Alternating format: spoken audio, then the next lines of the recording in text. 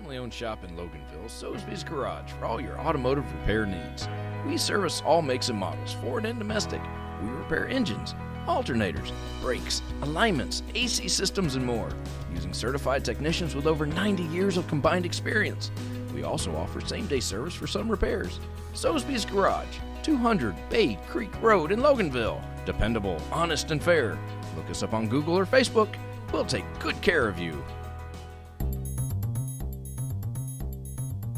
Broadcasting live from the Subaru of Gwinnett studio inside the Sonesta Gwinnett Place Atlanta Hotel. It's time for Case in Point, presented by Paradigm Security Services. We are the cornerstone of security in the Southeast. Hey everybody, welcome to Case in Point, presented by Paradigm Security Services. I'm your host, Rick Strawn, the president of Paradigm, and we are excited to be with you today on Business RadioX. We're coming to you once again live from the Subaru of Gwinnett studio located in the beautiful Sonesta Gwinnett Place Atlanta Hotel in Duluth, Georgia. Each week, and by the way, before I go any farther, please hit that subscribe button so we know you're here and lets us keep track of you. No, I'm just kidding. Each week we plan to feature businesses in the Atlanta area, especially those that serve Gwinnett County, and all profit businesses, nonprofit that are in our county, we hope to kind of support. While all businesses have security concerns, not all are about physical security, and we will touch on that and all related aspects of security through the course of each show. Our guest today, I'm very happy to have Raymer Sale. He's the CEO and founder of E2E Resources and also the head honcho of a nonprofit called Red, Blue, and You. Hey, Raymer. Hi, Rick. How you doing today? I'm doing good. We've had an interesting conversation pre-broadcast. It has. It's very interesting. Well, let me ask you this. Most people around Gwinnett know who Raymer Sale is, or a lot of people do, but let's just start out with, give me a little bit of your background, where you come from, what you do, and why you're here. Well, I'm here. All right. Well, I was born a long, long time ago in Winston-Salem, North Carolina, and my career has taken me there to Pensacola, Florida, and then I was transferred here in 91 with an insurance company. And after 10 years with those folks, I decided to venture out on my own, and so I opened my own employee benefits agency called E2E. We go by the name of E2E Benefit Services and E2E Resources because we have two companies within. And so we've been doing this now for 27 years. Ooh. Proud to say that. That's a long time. It's good to see a business stay in business for that long around here. Well, you know, I know we've got an event coming up, and get everybody to say this date, November the 19th, which is, I believe, on a Thursday. That is correct. And in fact, I think it's Thursday week, and it'll be at the Buford Football Stadium. But, you know, what is Red, Blue, and You? Red, Blue, and You is a not-for-profit organization that was created for the sole purpose of saying thank you to our first responders. We have our police, we have our fire, we have our EMT folks that are out there every day doing things that we don't see them do, but saving lives, protecting our property, protecting our lives. And it's not often enough that they are told thank you for what they do. Amen. So this event started, we're in our fifth year now, and it started around a table with about four of us sitting around the table, and I was complaining. I was beefing viciously. As usual. About an event that had occurred over in Ferguson, Arkansas, is that right? Yeah, I believe so. And Missouri, thank you, Ferguson, Missouri, with a man that had been involved in a police shooting. Yep. Then they had one up in Boston, and then there was another one somewhere else, and they were all trying and convicting the police right there on the spot, and it just kind of rubbed me wrong. And one of the guys at the table said, well, why don't you do something about it? I said, complaining and do something. Yeah, take some action. So I lady by the name of Annie Valenti, who is my superstar, and I admire Annie tremendously, connected me with Chief Butch Ayers at the time, and I met with him at a restaurant to tell him about the idea. we didn't have a name for the program or anything. So I'm getting out of my car, or as I'm driving to the event, I'm thinking, well, red's fire. You think of blue for police. What do we do that's in honor of the national colors? And I thought, wait a minute, red, blue, and you, meaning me and you and everybody else is involved in it. So as I got out of the car, I presented that to the police chief. He said, I like it. And so that's how the name came about, and that's how the organization got started. And we have promoted it through the all the law enforcement, the city police, the sheriff, the Gwinnett Police, the Gwinnett Fire services all the county, and the EMTs as well. And this year we had another experience that brought us into the picture.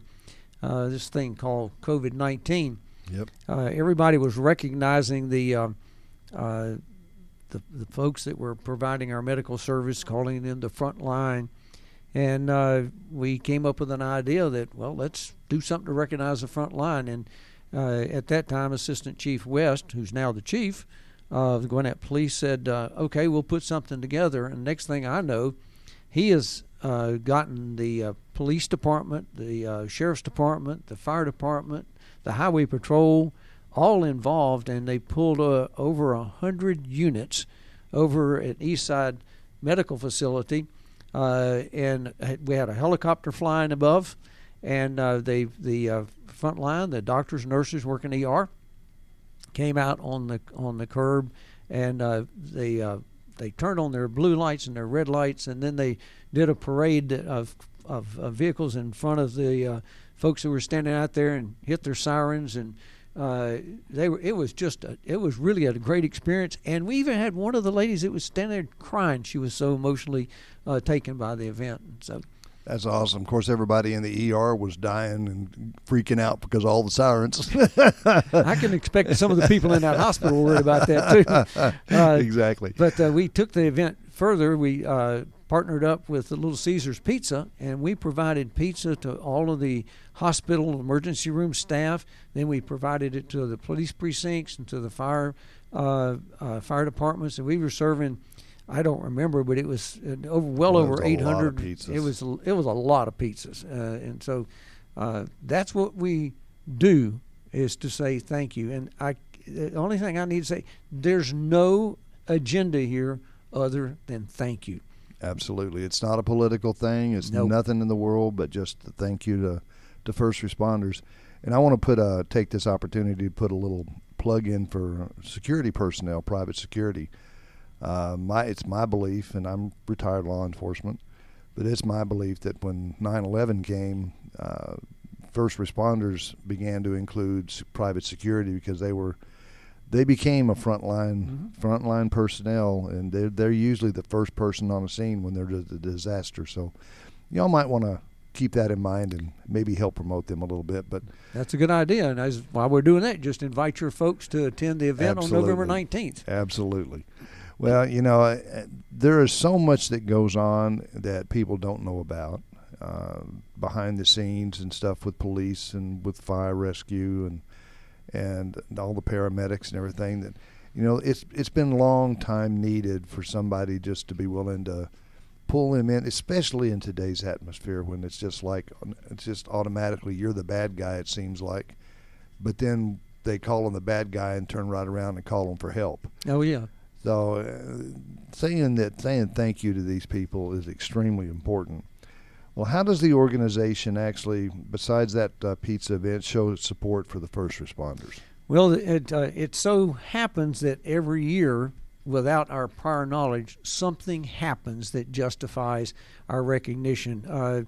I believe it was last year or 2 years ago, I can't remember exactly when, Officer Antoine Tony was killed in action. I was sitting here thinking about him. And what we did then, at the instruction or direction of the police department, was help us set up a fund. And so we started a fund.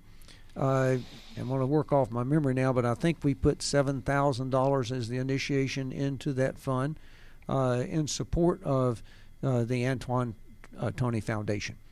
That's a fantastic foundation, too. I know the Gwinnett Police Foundation also did something for Anton. Correct. That's right. And we use the Gwinnett Police Foundation as the vehicle to get they're the ones that are holding the monies and establish the funds. So, yeah.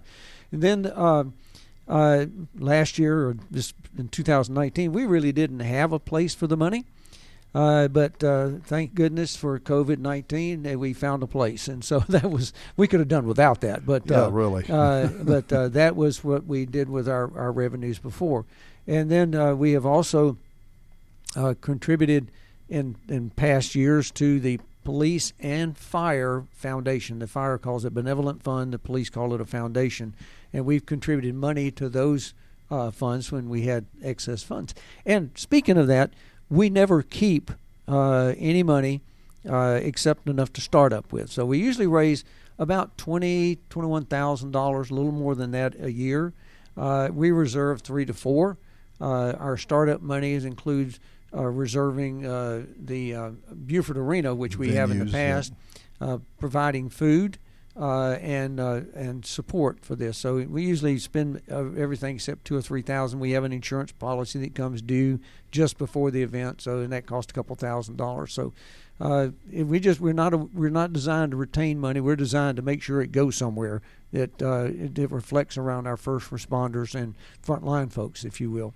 Well, that was one of the things I was going to point out and mention, was that I know that everybody that works with this, for this, around this, are strictly on a volunteer basis. It's just 100% volunteer, and everybody donates their time, their efforts, their sweat, and their heart into getting this done. That's exactly right. Nobody gets paid any money. We have an accountant that takes care of our books at no charge. We have marketing people that take care of the things that we need to get our message out. It's all no charge. And the only person that we do pay some money to is the print shop, and he decided it's probably a good idea for the printing material that he gets paid for that. Yeah. That's usually it costs. And so it's but that's nobody gets any salary or any 1099 compensation for this at all. I tell you, that's fantastic. There's too many of these type of organizations that tend to carve a lot of money off the top of it in order to pay people to do this, and that's one of the things I really like about Red, Blue, and You is it's 100% volunteer effort. It is, and we appreciate the volunteers. Oh, I know you do. And the supporters. And anybody that wants to volunteer, we're going to talk in a little while about how to get in touch with Mr. Raymer Sale. That'll be fine. And get in touch with the organization.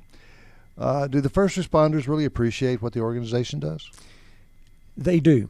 And they do it sincerely, and their families do.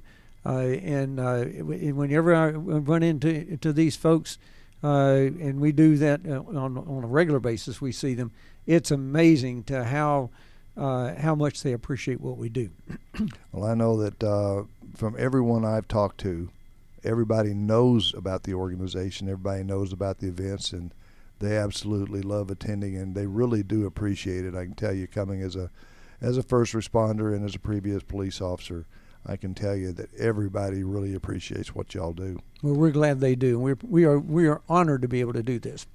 Well, you know, there's so much, like I say, going on. COVID-19, has it really put any restrictions on y'all as to how you're able to provide this opportunity?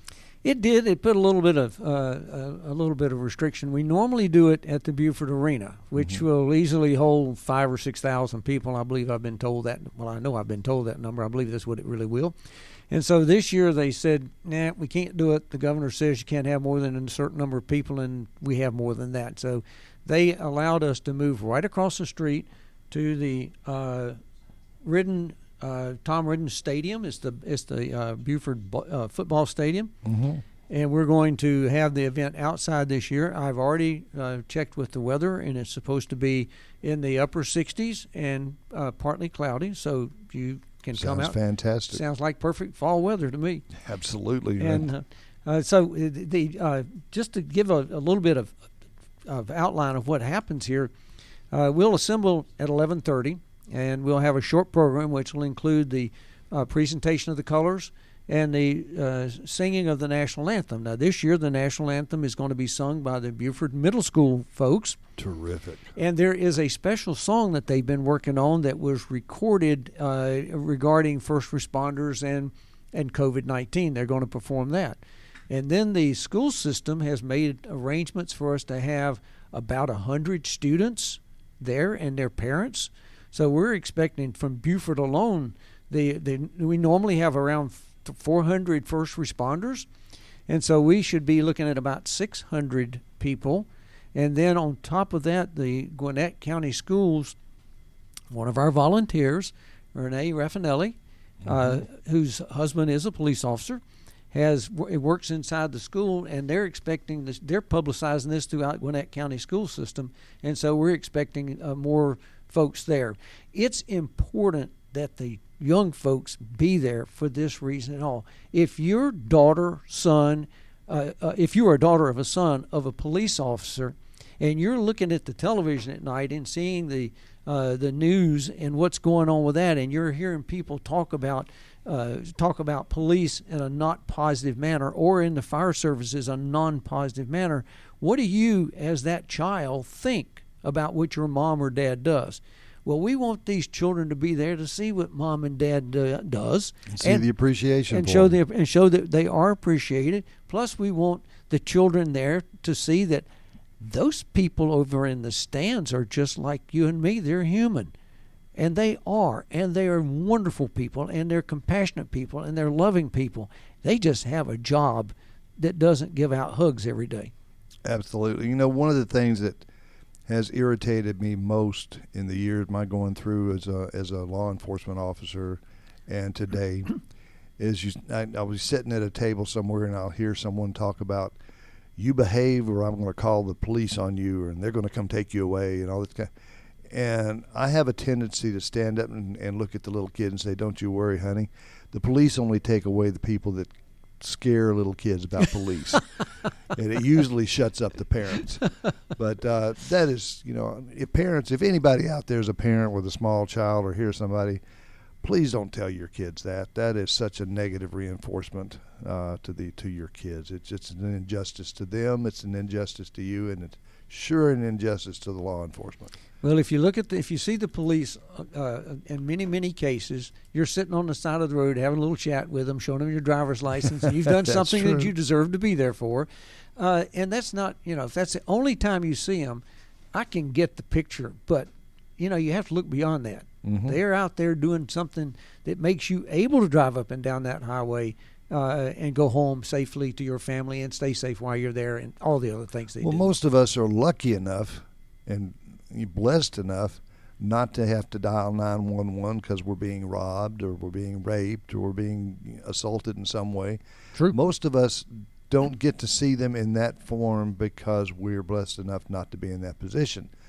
But I can tell you, if you've ever been there, it is sure nice to see that car and those blue lights pulling up. I bet it is. So, and I'll tell you also, when you're in there and you're having issues and you're in a fight or something, as a police officer, it's real nice to see those blue lights pulling up too.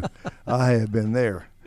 But, there's so much that goes on today, and in a positive way too, that our law enforcement are out there. You see things on the different social medias and stuff where they're out there. They'll see kids that are playing basketball or whatever. They'll get out. They'll play with them. They'll end up. Officers interact with people a lot more than what people realize Sure. they do. And I know from past experience, it was kind of cool to get out when you see a group of kids or something doing something. You get out and they think you're, oh, dang, here comes the police. They're going to make us quit. And you join in with them and have some Sure. fun. And the kids appreciate it. It is great for the community. And believe it or not, us cops felt pretty good about it too. I bet you did too. We had a blast. I bet you did too. Well, I know your next event is coming up, and it's coming up real soon. Yes, sir. So tell us about the event and when it comes up and all that. Okay. It's on Thursday, the 19th, the week before Thanksgiving. It's scheduled at that time because we're going into the week of Thanksgiving, and we should be thankful for these folks as well. It will be held at the Beaufort Football Stadium, Ryden Football Stadium. The event will start at 11:30 with the presentation of colors, singing the national anthem. We will have some video footage of some of the things that police have done. We'll have some citizens that will address the group to tell them firsthand experience about their exposure with the first responders. We've had both fire, police, and EMT results from that. Everybody will be served lunch. Now, I need to emphasize everybody. You show up, and unless there's more than we've prepared for, you're going to get fed. Jim and Nick's provides the barbecue. This year it will be pre-boxed, as you would expect. And because we're outside, you may have to eat it on your lap. Normally we sit around inside with round tables and have our meal there. But there's no charge for this. This is where part of our money goes, is to fund the food, the arena, and the event in general. And then on top of that, make contributions as we can for important events that are revolving around our first responders. There's going to be a special surprise this year that there are only three people on Earth that I know of that know about this. Well, I expect to be the fourth one here, and I won't tell anybody. No. Yeah. I'll whisper it in the microphone. There you go. And so, but everybody's encouraged to come. First responders, frontline folks, your families, your children, which are part of your families, I hope, and just come, because it is the business community's thank you for the things you do for Gwinnett County. And by the way, this is only going on in Gwinnett County. If it's going on somewhere else, then it's a different organization. It's not us. We're saying thank you to the folks that we deal with and work with on a day-to-day basis. Well, I want to say also how important it is that the whole idea of showing appreciation for the first responders is by the people in the community showing up. And it's not just a matter of, thank you, we're going to feed you. The whole idea of the message is to have the people of the community, the kids and all that kind of stuff, show up as a part of the showing of appreciation. It's just their presence. And then, of course, you get to eat, too. And, and the barbecue ain't bad. Not bad at all. Now, that, just for those that don't know, that arena is located at 2750 Sawnee, that's Sawnee Avenue in Buford, and it's 30518. You can plug it in your GPS, and it'll take you right there. That's 2750 Sawnee Avenue, Buford, Georgia, 30518. And you can also go on to the website, which is, of course, www, but it's redblueu.org. And the Facebook is Red, Blue, and U, spelled out and you can go through all those things and find out a little more about it and what's going on.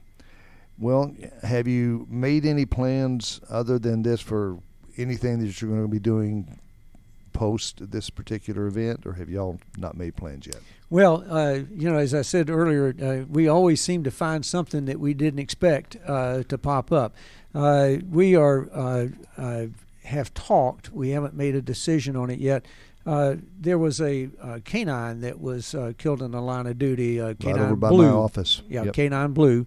And we have discussed making a contribution to that canine support fund for the purchase of another animal. They meaning the police have an entire organization for going to find these animals, selecting them, bring them back, and training them and everything. Training them. It's quite an ordeal, but yeah, it is, and it's a lot of expense per animal. Yes, it is. And those people, I can tell you, those dogs are like part of the family. Mm-hmm. When that officer takes control of one of the dogs, trust me, the dog takes control of the officer. I'm sure. Because they treat them better than they do their family sometimes. But, they depend on them. Their lives can depend on them. That particular incident you're talking about with Blue happened just right across the street from where my office is. And I saw that canine unit pull into the area when it came in, and I recognized it because of the SUV it was in. Mm-hmm.